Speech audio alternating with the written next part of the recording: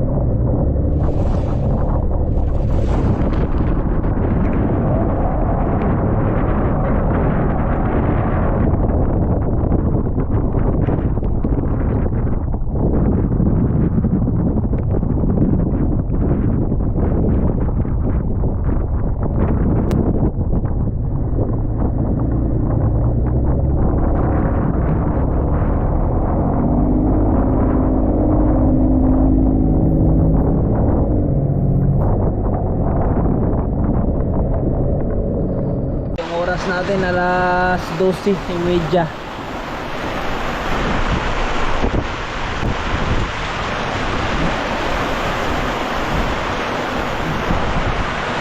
Ayan guys.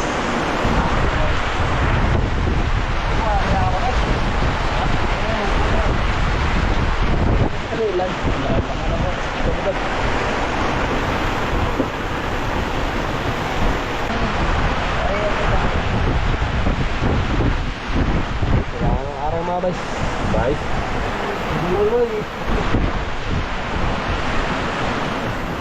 Ako nga.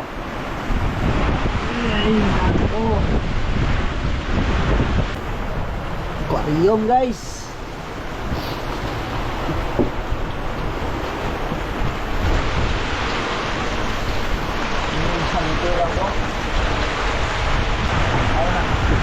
Ilari na? Ay, ilari po.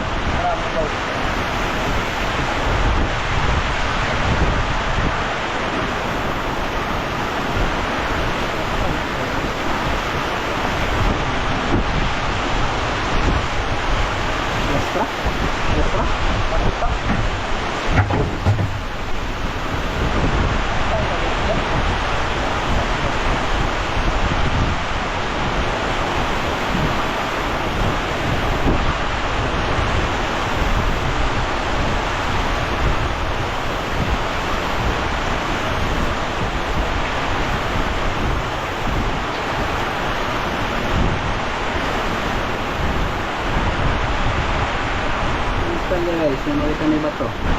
Ha?